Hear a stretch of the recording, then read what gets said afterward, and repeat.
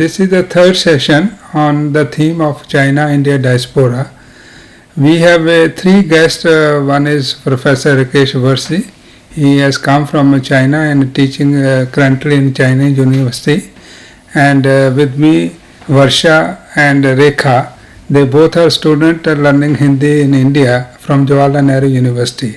My question to Professor Varsi is that Buddhism traveled from India to China. How do you think, what is the difference in celebration of Buddhism in India and China? Because this also has to do something with the religion, yes. Because the people all over the world have a perception that China currently have no religion, yes. And people are not religious. Yes. When I went from here, then I knew that Buddhism went from India outside, yes. But I didn't know that it influenced the Chinese culture and Chinese mind so much. Right. And you can see wherever you travel in China, still you find so many monasteries in every city. And people, when they are holidays, they go there and they pray. But that's not something which they do every day. Right. It's just it's a tourism. So they also make it a point. Okay, here is a Buddha. Buddha is not it's a god, but they learned so much from Buddhist philosophy. Yes. And because there are three philosophies which help the Chinese culture to emerge and Chinese mind to develop. One is Confucius, one is a Buddha, second is Buddha, third is a Tao. Yeah. India, first to China, very near to the same city where I'm teaching now in Xi'an. Yes. It went to first in a Luoyang in a Henan province, yes. And there is a temple, Paimasa, a white horse temple. Okay. The Buddhist sutra first went there, yes. Along with the two Indian monk, those who lived there and translated all those from Pali to Chinese. Right. And from that place it's traveled other different countries like Korea, like Japan, from there. Since I have been also to many countries of the world, and I have studied diaspora, Indian diaspora, and people are going from India to many parts. In England, I found that there is a racial discrimination, especially with the identity. Like supposing a Sikh, they are wearing a turban, and while walking on the road, sometimes the local people, they abuse them. So many things they do, which you have read in the papers also. While living in China, do you feel sometime while walking on the road, do you face such type of racial discrimination? Not at all, because Chinese people call foreigners, irrespective of which country they come from, right. Lao Wai. Right. So, and Chinese people means if she is not a good person, okay. She can cheat me if I'm a Chinese, but right. If you are a foreigner, right. She will avoid cheating you, because they have so much respect, right. For people, those who come from other countries. Mm-hmm. In my 10 years experience, I traveled a lot. I saw all kind of people there, but I never faced not only discrimination, nobody looked at me with that eye which you're talking, yes. Happens in England. It is good. When you're walking, people give you a smile, but that's a cold smile, and you can feel they are telling you inside that you came from Asia, you are inferior, we are the world leader. Yes. That feeling you never have in China. So now my question to Rekha and Varsha, while living in India, have you ever thought of wearing Indian dress, lady dress, like wearing a sari and Punjabi suit? Because you have been, Rekha told me that you are living for the last 2 years. Have you ever thought while moving in the market, moving in the campus, that you wear Indian dress, like Indian sari, women wear? Tell me. First time I saw Indian people love the traditional dress so much, because in China the people prefer turn to the Western style. Yes. The young people, almost young people, like the Western style so much. But the Indians, the girls, 18 years old, 19 years, they're so young, but they love the traditional dress so much. So I think this is one kind of culture. This is one kind of culture.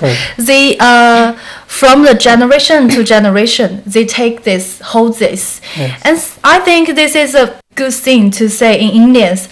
And after this, I also brought 2 or 3 salwar suit, and I also got sari. So my classmates always said to me, "Why you are not wear this clothes? You should wear. We are so glad to see foreigners wear our traditional dress." Lot of people, like lot of Chinese people, they are moving to Canada.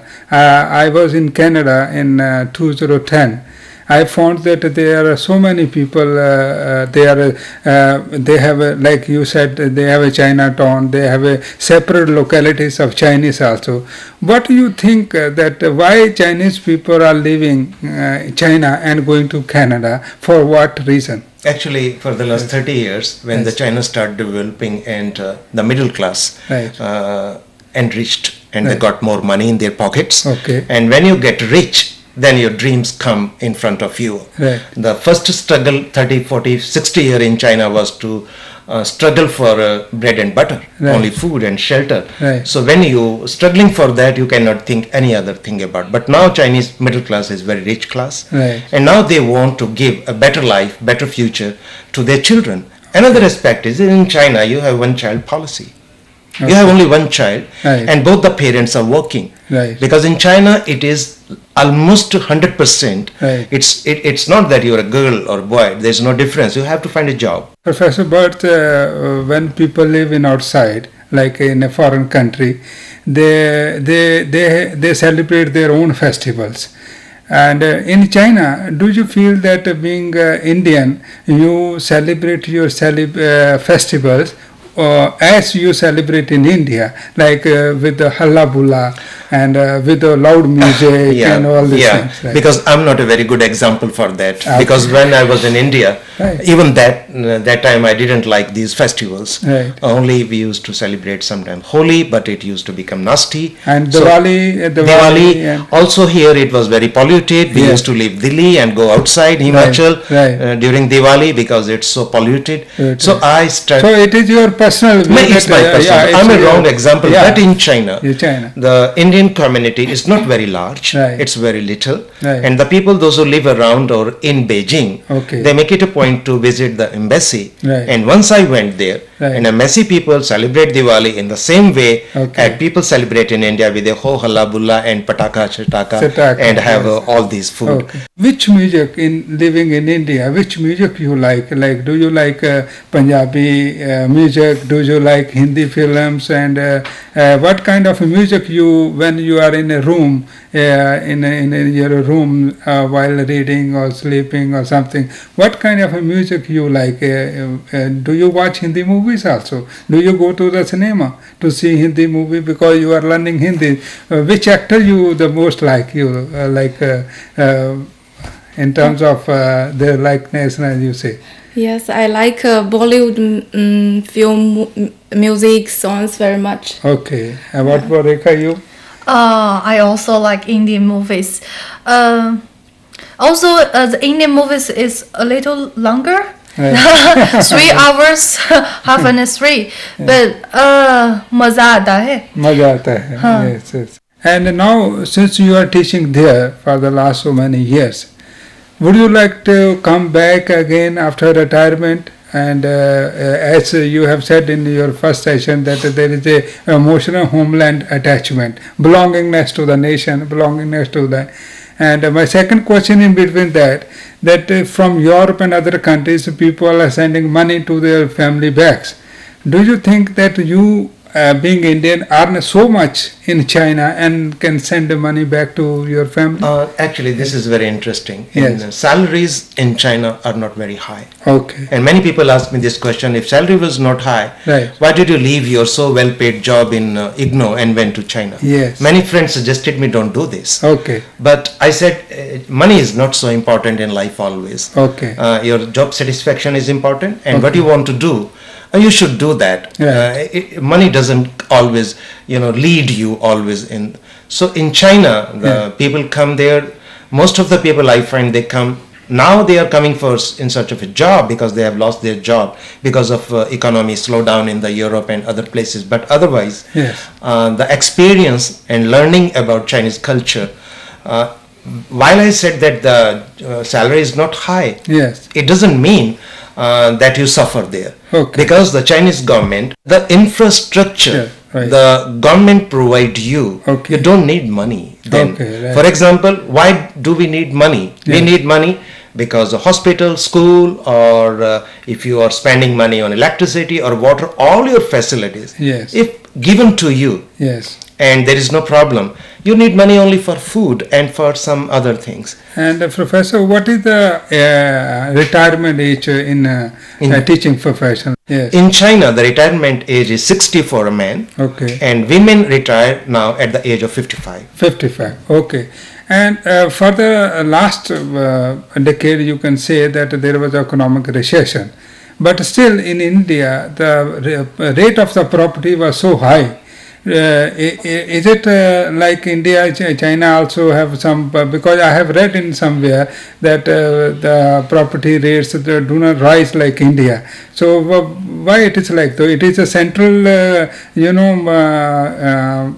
that we have a democracy, but there in everything is centralized over there. So actually, this is also a notion that now everything is controlled in China by the government. Yes. Government is losing its grip on many things. Now we have open market. Okay. The developer, real estate developer, they are free to do that. There are problems. Right. But yeah, I agree with you. The property price rose so high in Beijing, Shenzhen, and Shanghai that common people found it very difficult to even think to buy one flat. And so Chinese government simultaneously took some decision where this hot property now slowing down.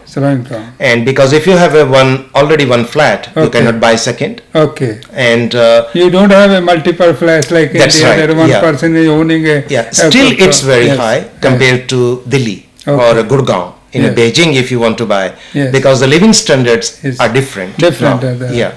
And Professor Burns, tell me about this, that in regard to foreign policy, I met recently one professor from the university over there. He came for a national seminar over here. He knows English and he was invited here. And I was with him for 2 days. Then during discussion I found that they wanted to do many things with India. But in between there is a foreign policy that comes for the whole art development, because they wanted to bring some student here, they wanted some students should go there, but somewhere our foreign policy doesn't work out. This is our mindset as Indians. Right. We don't see China as we see UK or Canada or America. Yes. Because we think if America say that this is good, something in India, we feel pride. Because the stamp has come from America or England or France or Germany. We don't care about China. And this is a real problem. And I have so many experiences which our friends, those who are working here in India, they face, like a getting visa problem. They don't say no, they don't give you visa. The people suffer, they have to rush sometimes back on a last hour because they were not denied but not given also. I think it's changing now because both governments have decided to make these red tape loosen. After completing your education in India, would you like to stay back and do something in India, or you would like to go back to your country? I think I would like to go back. Okay. What about Rekha, you?